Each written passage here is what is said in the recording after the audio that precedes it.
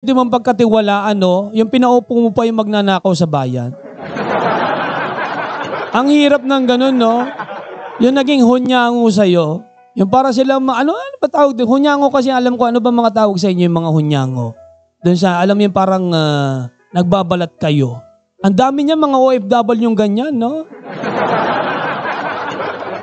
Parang yung kanina, Diyos ko po, no? Tawa siya ng tawa.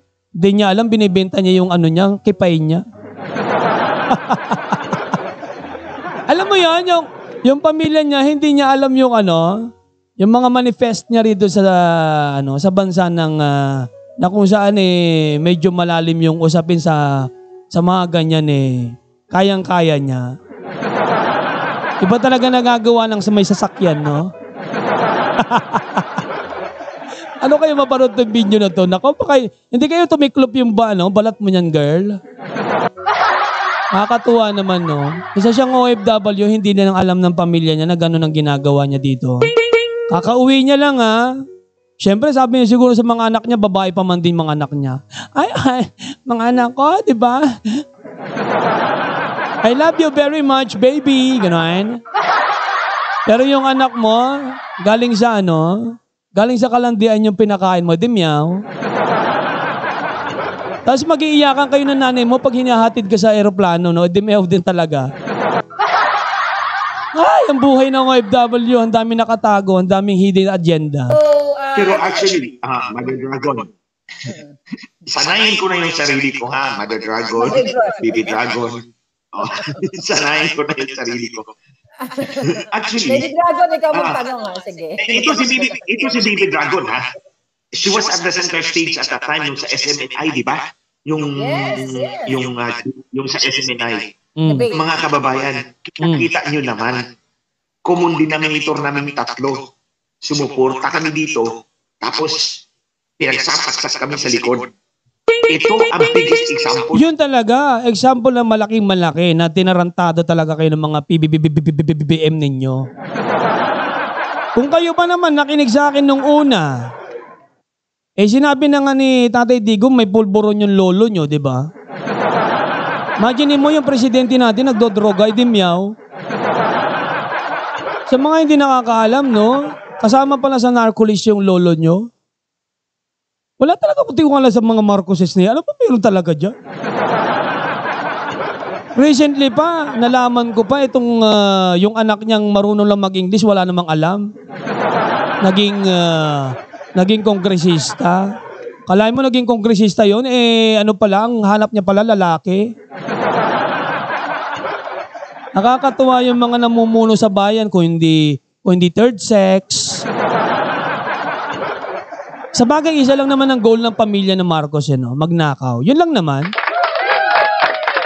Hindi ako magtataka, no? Basta, nung nanalo si Marcos, ang expected ko nga, sabi ko, pagkakataon niya nang linisin yung pangalan ng Marcos, no? Dahil alam ko, naniniwala ko. Ang mangga, no, ay talaga namang hindi mamumunga ng santol. Oh, so yung anak, ganun din, no? Nakaw din pala yung anak. Sinamahan pa ng aranetang asawa. Boto ng mga ob-ob. Si SMNI, binigyan ng buwelo si Bongbong Marcos para makapalabas ng kanyang mensahe. Nandun pa si SAS.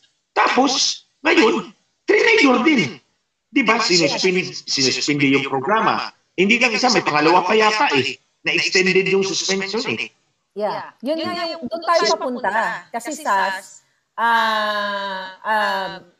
Baby Dragon, di ba, siguro naman, alam nyo na, niligwak, ginorgor na yung pangalawang page. Well, by the way, highway, sa mga nanonood po ng aking part 2 ngayon, sila lang naman po si Miss Maharlika, ang ating butihing OFW din naman. And kasama si Little Baby Dragon na tinatawag niya na si Sas, no? Rogando Sasot, sa mga hindi nakakilala. At ang lalaki na naririnig nyo sa kabilang linya ay siya po si Ginoong Attorney Glenn Chong, no? Dati huyang mga alagad ng mga osnay. Zenke. Naging Zenke yung miyembro pala ng mga to. Ay, ang buhay nyo. Diyos ko, boto pa more ng ob-ob. So, yung Maharlika, ng December 30, tapos ngayong araw, ginurgur na talaga ng bonggang-bongga yung Maharlika Boljakera. Alam niyo ba kung magkano lang yung binayad dun sa pantanggal ng social media ng dalawa na to? Ni Maharlika at na si, pangalan nito, ni Sas. 150,000 lang pala, no? Kaya ka na palang i-shutdown. Para hindi ka maingay, no? Huwag ka raw mag-iingay kasi ang dami mo na nalalaman. Natatawa pa nga ako, yan sabi ni Boljakerang Maharlika, sabi niya nung isang araw, nung nalaman ngayon na pinuputak-putakan siya ni Maharlika at nalaman na yung mga sikreto dahil may puting ahas nga si Maharlika sa loob ng Malacanang, no? Ito naman si Lisa Ahas magnanakaw din to the max. Banatan ba naman na sumigaw daw siya sa loob ng Malacanang. Sabi niya, ba't kasi? Gumanon daw siya. Hindi naman daw ako, imagine mo kung ikaw may sikreto, sisigaw ka doon sa labas. Kung di ka pa naman bobo, sisigaw ka ng, kasi ba't ako kasi tinuturo. Alam mo kung sino sinigaw niya? Si Tambaluslo, sa imaginin mo. Alam mo talaga, ang sarap ng mga apelido niya, no? Mga Marcos at saka Romualdez, no? Pag pumasok ka sa eskwela, Marcos! Yes, ma'am? Bantayan niyo si Marcos, ha? Baka manloko yan, ha? Magnakaw yan. Romualdez! Yes, ma'am? Sabi naman ni Romualdez. Bantayin si Romualdez, baka mag-umit ng ng pagkain niya na. Ay, nako. Pag may kilala kayong mga apelido niyan, alalay lang, ha? Nakakatakot sila, no? Nakakatakot ilagay yung pera natin ng bayan, tapos sila ang dudukot. Di meow. Pinatayin ako 2 beses. For sure, tikitin na tayo pangatlo, pang-apat. Pero babangon muli tayo. So, noong November 18, Baby Dragon, kung natatandaan ninyo, may vlog ako na off-plan itutumba. Dito ko binanggit, bago pa itong mga nangyari kay Eric, kay Lorraine, na sinabi ko na itutumba nila ang SMNI, itutumba nila si Pangulong Duterte through ICC, itutumba nila yung vloggers, and even mga mainstream media na hindi magpapa-under sa kanila o hindi magpapadikta sa kanila. So ito na yung nangyari, di ba, Baby Dragon? So yung mga binanggit niya, mga gustong i-shutdown nila, di ba? Kung nagbabasa kayo ng mga supot ng harina, kilala nyo lang naman, di ba, yung mga SMI na host natin, di ba? Si Lorraine Badoy at saka si Cassie Ellis, di ba? Alam mo, nakakatuwa, no? Ang yabang nilang ipa-side in contempt yung dalawa, tapos palalabasin din. Dahil pumirma lang yung mga bagong miyembro ng PMA, bigla silang gumanon-ganon. Biglang pinalaya. Natakot, no? And tapos pinashutdown pa si Tatay Digong about doon sa kanyang SMNI, yung kanyang gikan sa masa, para sa masa, di ba? Ipapa-shutdown mo yung boy. Ikaw nga, ngumingi-wingi-iwi ka, di ba? Sabi nga ni Tatay Digong. No? Either ayaw kong sisihin si Sarah dito, pero feeling ko talaga na nag-aral tong dalawang mag-ama na to. Talagang mag-ama talaga to, no? Pinalitaw nila yung mga magnanakaw sa bayan bago sila bumanat. Ay, sige lang, ob-ob. Actually, Mother Dragon, nag-joke nga ako Si Hello Kitty ba ang ahas ni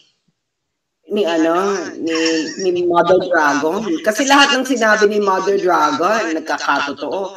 So baka Mother Dragon, si Hello Kitty ba ang puting ahas? Never ever siya. Never ever na maging puting ahas si Hello Kitty. Kasi itim na ahas yun. Hindi yun na nga, diba? Yun ang... Alam mo, sarap, no? Kung yung ganun kakwentuhan mo, may mga utak, no? Sana makakwentuhan ng mga ganito, no? Yung may mga concern sa bayan, no? Hindi yung pansarili lang. Yun kasi ang nangyayari na kasi di ba una nag-umpisa ka ang liit-liit lang nung audience mo. Oh, yes. Ano mo, pumapalo nga lang minsan 200, 300, 200, 300. Tapos, as time goes by, nagkakatotoo yung mga sinasabi mo. So, doon, nag-gain ka ng credibility. Tapos ngayon, parang 1 month ago, di ba, sabi mo, itutumba yung mga vloggers sa political. Ano nangyari na? Sunod-sunod nga. Sunod tayo. Credible yung chika ni Mother Dragon. Yung source mo. Kasi, Source mo credible. No, kasi nasasaktan sila. Kasi nga, di ba, when I started speaking up about ng kaletya ni Lisa Smugs, ang dami talaga nagmura sa akin. Alam mo, ang dami mga friends na, may super close akong friend na concern niya. Sabi niya, Maharlika, sabi niya, natatakot ako para sa'yo kasi malakas pa si Kuting noon. Sabi ko sa kanya, cool ka lang. Hayaan mo na yung magmura sa akin. Darating ang araw. You know, malalaman nila na lahat ng sinasabi ko dito, may sense o may katotohanan. So, eto na. Hanggang sa now, di ba, nung nakaraan, nag-live tayo. Actually, halos every night talaga ang mga tao interesado na marinig yung mga pasabog. So, ngayon, ginurgur na ako. Ginurgur ka, tapos ako, di ba? Sigla na, nagurgur na ba yung igugurgur na ba yung gugurgurin pa lang. Gugurgurin pa lang siya. Yung lengguwahe na to, Iloilo, no? Yung gurgur, no? Yung pupugutan ka, no? Parang ganun, no? Iloilo ba yun? Hindi, ang problema kasi sa ginagawa nila ganito, ako Attorney Glencio, correct me if I'm wrong, naging politiko ka. Pag na-out na yung message, tapos kumalat na, tapos pinatumba mo yung messenger, lalong nagkakaroon ng action, lalong nagagalit. Diba? Diba? Magkaka-interest yung tao doon sa message because of what happened to the messenger. Oo. Ate Claire, Mother Dragon, dalawang beses ka ng leader. Kasi ikaw yung leader. Ako yung ang nasa nanay isip niyo. ni Mother Ahas, ang nasa isip ni Mother Ahas, ikaw din yung, tingnan mo, Mother Dragon ka. Hindi siya, Mother Ahas siya eh. Kasi si Mel Robles, ano yun, si Brother Ahas yun. Tapos yung isa, si Cynthia. Oo, di ba? Matitim na ahas. Ikaw ba, Glencio, inopera ka maging multimillionaire? Inopera ka ba Ganito, Baby Dragon. Aba, mukhang may nangangamoy na isisiwala dito. Sige nga. Baby Dragon, ganito. Si Kitty Ahas mo, sinabi niya kay Mother Ahas na yung idealism ni Glenn Chong is infectious. Si Mother Ahas naman, sinabi din niya sa akin, oh, your idealism is infectious. So I suppose, hindi na niya ako opera na magiging multimillionaire dahil baka siya ang mahawak ng idealism ko. So natakot si Mother Ahas. Hindi na pera na lang ako. Ikaw ba? Sige, go ahead. Ang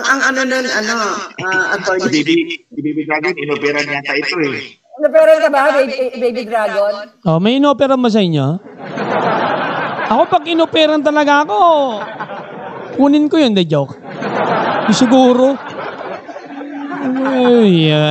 Alam mo ito Marcos ito. Alam mo, masarap makasama at makausap to si Marcos minsan no?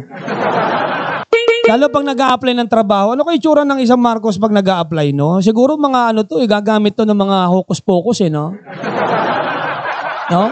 Tapos magpapa-manager agad, no? Ayaw madapuan yung kanyang mga daliri ng ng kung ano mang klaseng mabigat, no?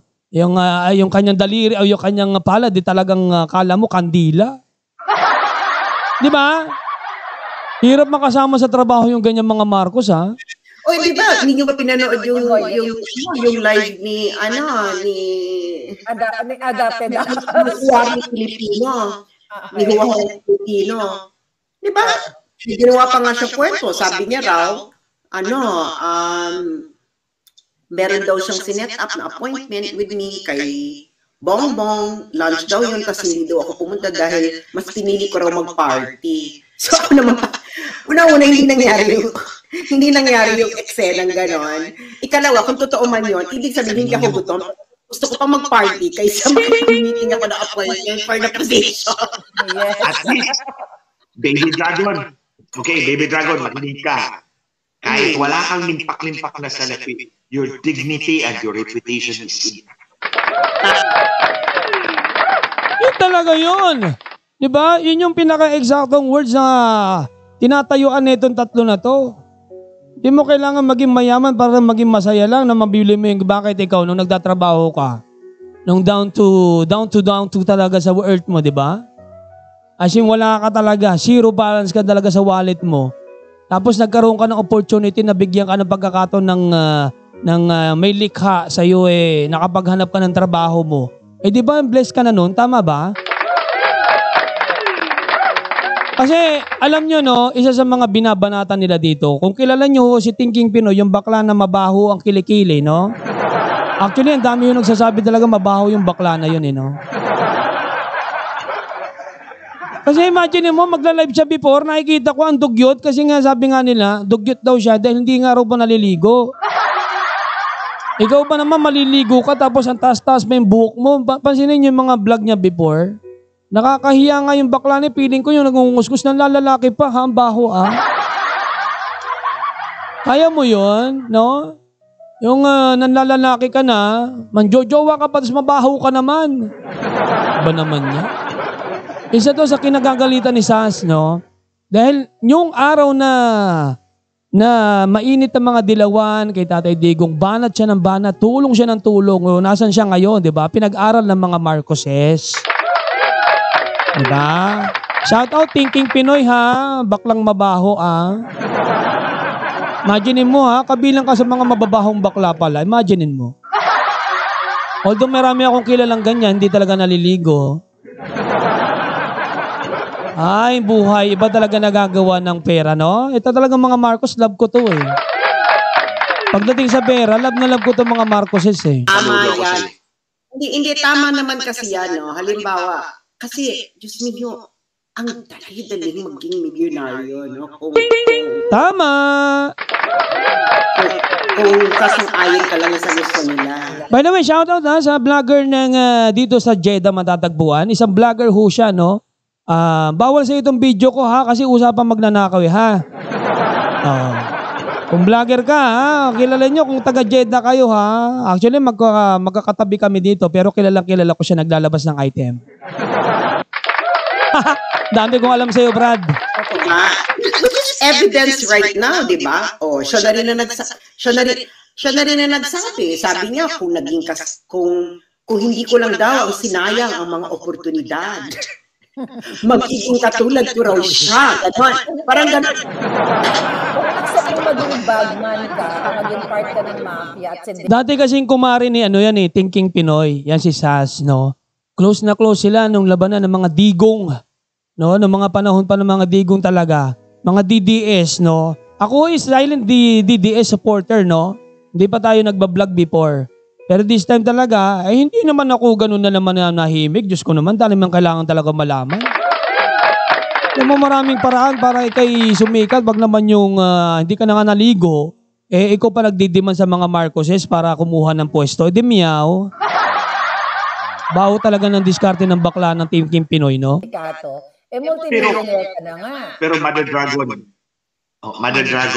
Baby Dragon, kung gusto niyo makatrabaho si Mother Ahas, you have to contend with the possibility na sasakalin kayo, literally, o batukan kayo sa ulo. Just like what he did to those two people that I have seen. Yung isa, yun na nga sinabi ko. Namatay yung internet. Nag-represent, ha? Yung si Adrian, yung head ng internet doon sa headquarters. Namatay bigla yung internet, nawala. na cut off yung Indian na nagpipresent. Sa harap namin lahat, nagmi-meeting kami, sinakal niya, balik mo yan kagad. Yung isa naman, Grabe naman yung Lisa na yun, nananakal pala. May kamay pala yung ahas. Ngayon ko lang nalaman, may kamay pala yung ahas, no? at yung laptop, Parang sakal yung ganyan. ginanya niya sa liig. Ginanya niya. Nakatayo si Adrian ginanya niya. Sinakal niya. Bakit niya sinakal? I mean, everybody was shocked. Yeah, ano reaction pala ni Adrian na Brother Dragon? Siyempre, Mother Dragon, wala kang magagawa. Boss mo yun Siyempre, i-work, nabalik yung internet at nabalik nga. Yung isa naman, yung binatukan niya, pag-present yun, namatay bigla yung laptop. Nag-restart yata. Binatukan ni Mother Ahas. Mother Ahas. What do you expect? Kung yung sikuti nga, ginombag sa loob ng eroplano noong September of 2022 on the way to New York, di ba? So, alam mo yung ginombag niya si Hello Kitty sa yung binatukan ni Galen. Grabe ang tawag nila ngayon kay PBBM, no? Hello Kitty. Yung Marcos na presidente natin, Hello Kitty lang pala. Pero sa mga hindi ko nakakalam, no? Alam niyo po ba kung bakit napatakbo si Marcos? No? Alam niyo ba yung formula bakit siya napatakbo bilang presidente ng Pilipinas? Actually, nanood lang siya ng Ant-Man. Manonood ka lang pala ng Ant-Man, pananalo ka, tatakbo ka na agad ng bilang presidente ng bayan. Ang buhay talaga ng mga Pilipino, reklamador pero hindi walang ginagawang aksyon. Nang binatukan ni Galema si Hello Kitty. Okay. Si Galema. Yan na lang, mas maganda Galema. Galema. Diba? Okay, Galema. Okay. Binatukan ni Galema si Hello Kitty. Kasi, correct me if I'm wrong, Attorney Glenn, ikaw naging politiko ka.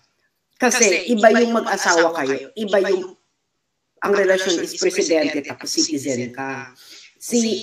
At that time, sa aeroplano yun, hindi kayo mag-asawa. You are a citizen and the president and Bongbong is not your husband. He is the president of the Republic of the Philippines. Alam mo pag nangyari yan sa ibang bansa, kahit sa Amerika, kahit sa ang matinong bansa, halimbawa yung asawa ni Biden, sinapak si Biden sa harapan, ay dahil baka ginurgur ka ng Secret Service kahit asawa ka pa. Kasi, yes. Kasi, you are threatening the life of the president. Of the president. It's not your husband. That's the president of the Republic of the Philippines. Yes. Tapos na yung hindi na kayo mag-asawa dyan. Si Bongbong is... Hindi sila marunong mag-divide ng kanilang relationship, no? Bubuda lang, lang talaga to, si Kuting, no? Si Hello Kitty kasi sunod-sunuran sa asawa niya, no? Presidente ng Pilipinas, Hello Kitty ang tawag. Anak na naman ng tipaklon talaga mga Pilipino. Property of the state. I agree with that. Yes. I agree with that viewpoint ni Baby Dragon. Aside from that, pinakita lang ni Lisa sino ba yun? Galima ba yun? Galima. Si Ahas na kasi ako doon sa kanya Ahas. Depende kasi sa topic. Okay. Kung smug ang pag-uusapan natin, Lisa smug siya, kayo na Ahas siya. Okay. Kung si Hello Kitty is the occupant. Hello Kitty talaga tawag. Yung presidente mo tinatawag nilang Hello Kitty lang. Anak naman ng tibaklog. By the way, highway, this is your show. Ganyan na TV in the house. Maraming salamat po sa inyong pagtambay dito sa aking channel. Well, by the way, ako rin po yung nakalive dito sa ating application. Kailangan ko babanggitin dito sa YouTube channel ko. Wag na muna, no? Baka delikado eh. Baka mamaya maano tayo. Ma-shadow ban. Sa mga nakaupo dyan sa mga panel, no? Ako live na live ngayon sa aking YouTube channel. Paki-search lang po yung Gardena TV Show. Makikita niyo yung pagmumukha akong tumatawa dito kasama si Glenn Chong, ating mga pinakamamahal na mga bisita ngayong araw. And andyan si Sas Regando Sasot in the house. And syempre, ang lola at pinakasigat na vlogger ngayon, no? Walang binatbat ang mga kahit sino mga vlogger ngayon na naglalabas ng mga kasinungalingan. Well, ito lang ha, naglalabas ng katotohanan ngayon at sampal mismo sa Marcos administration. Maharlika in the house. Well, ako po ay ganun na TV in the house. Nasa numero 5 ho na inyong pinakikinggan. Live ho tayo sa aming o sa ating YT YouTube channel. Maraming salamat po guys. And again, tuloy natin ang usapin nila. Natutuwa talaga ako, no? Mayroon tayong Hello Kitty at saka galema sa government. Gobyerno natin, no? Meron ba naman yan? Pinasok tayo ng mga ng mga animal zoo.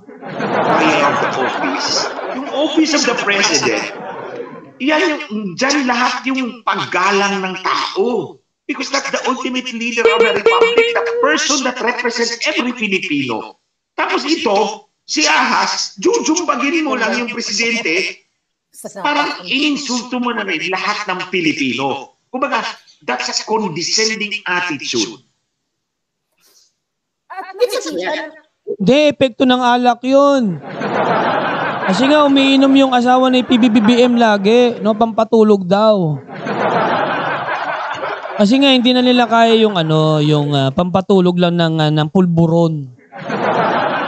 Alam niyo mga kababayan ko, no? Ako nag-aantay din ako sa pulburon na yan. Sa totoo lang inaantay ko yung pulburon na yan. Ang dami nag-aantay ng pulburon, no? Ano bang klase yung pulburon na gamit ni Kuting? Ni Hello Kitty. Siguro yung pulburon na puti na may halong gatas ba yan? Ba naman yan? Presidente ng Pilipinas? Nagdodroga? Ano ba yun? It's a threat, actually. At ito na-witness. Yeah, I agree with that. I agree with David Dragon. Ito brother Dragon. At ito talaga, mismo yung mga, puting ahas natin. And for sure, may mga PSG, nakikita nila yan kung paano sigaw-sigawan itong si Kuting ni Ahas. At open yan, open secret yan dyan sa loob ng Malacanang. Dahil ang dami na nag-report sa akin na talagang nagsisigaw siya at nagawawala talaga siya. Di ba mayroon pa kang issue yan, Brother Dragon, na binato niya ng folder si dati? I think na-vlog ko yun. Yeah, somebody told me about it na binato niya ng folder at tatamaan yung ulo ni Hello Kitty in front of the public. Yes.